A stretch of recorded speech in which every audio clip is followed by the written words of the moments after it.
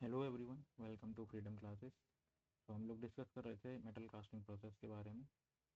आज का जो टॉपिक है वो है numerical. Okay, so numerical discuss करेंगे एंड देखेंगे कि कैसे सॉल्व करते हैं इसको। सो न्यूमेरिकल क्वेश्चन में क्या है कि क्वेश्चन कह रहा है mould having dimension 100, 90 and 20। Okay, so उनको मोल्ड का डायमेंशन रखा है 100, 90 and 20 mm। Okay, is filled with the molten metal through a gate with height h and cross section area a। The mould is filling time is T1। तो mould को filling करने के लिए time लगता है T1।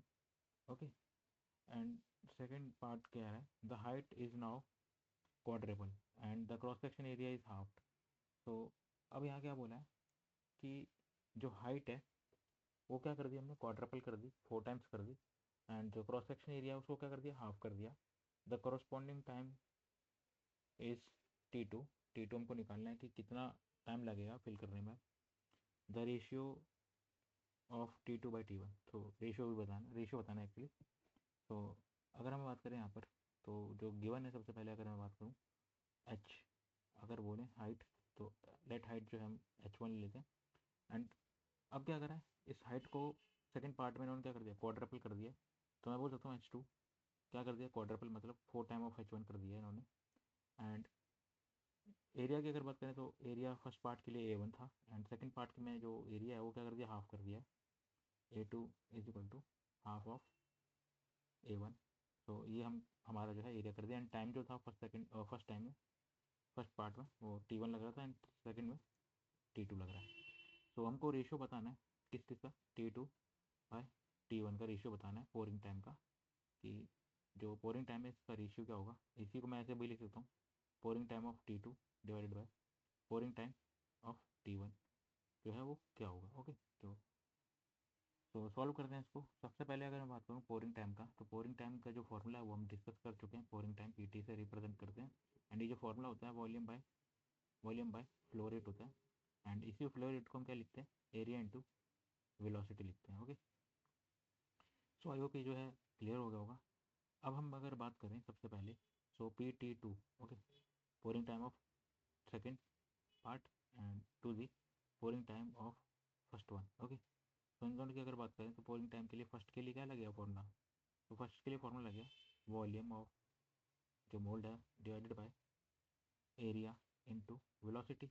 किसके लिए लग रहा है, ये सेकंड वाले के लिए, for second part, divided by volume of mould divided by area into velocity. ये किसके लिए लग रहा है, ये फर्स्ट वाले के लिए लग रहा है। ओके, तो आई होप ये चीज़ मैंने लिखा है अच्छे से क्लियर हो गया होगा आपको।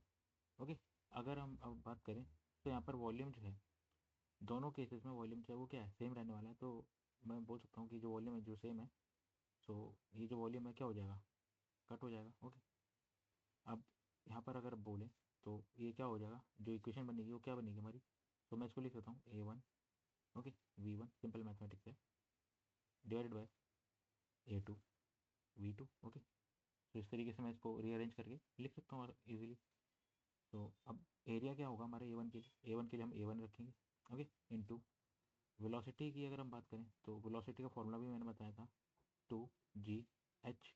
ओके, यहाँ पे A1 एरिया मतलब हम फर्स्ट पार्ट के लिए ले रहे हैं, तो H भी हम क्या लेंगे, फर्स्ट पार्ट के लिए लेंगे। एंड ये जो था हमारा रूट में whole divided by a two into 2G and height is H2। Okay, तो कुछ इस तरीके से जो हमारा फाइनल इक्वेशन बन के आएगी। अब हम बात करें, सो 2 से 2 कट जाएगा, G से G कट जाएगा। ओके, सो आई होप ये जो है क्लियर हो गया होगा। अब हम सारी की सारी वैल्यूज़ जो हैं वो पुट करते हैं। सो A1 के लिए हम क्या करेंगे, A1 के लिए हम A1 ही रखेंगे। एंड A2 के लिए क्या करेंगे, जो हाइट थी सेकंड पार्ट में क्या हो गई थी, हमारी हाइट जो थी वो हाफ हो गई थी, तो मैं इसको लिख सकता हूँ 1/2 A1। ओके, कुछ इस तरीके से लिखता हूँ। एंड ऊपर क्या बचा हमारा H1।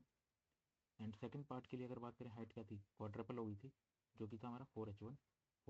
ओके, तो ये H1 से H1 कट जाएगा, A1 से A1 कट जाएगा।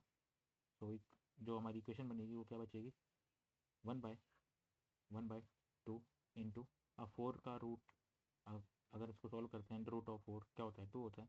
तो 2 से 2 कट जाएगा, क्या बचेगा हमारा आंसर 1। ओके, सो जो आंसर आएगा क्या आएगा हमारा, 1 आंसर आएगा। आई होप ये जो है एग्जाम्पल या क्वेश्चन जो है क्लियर हुआ होगा। पीआई का क्वेश्चन 2012 का क्वेश्चन है। ओके, अगर कोई डाउट आता है तो आप कमेंट कर सकते हैं, एंड चैनल को सब्सक्राइब कर लीजिए ताकि जल्दी से जल्दी आपको जो है मेरे ऐसे क्वेश्चंस मिलते रहें। Thank you for watching.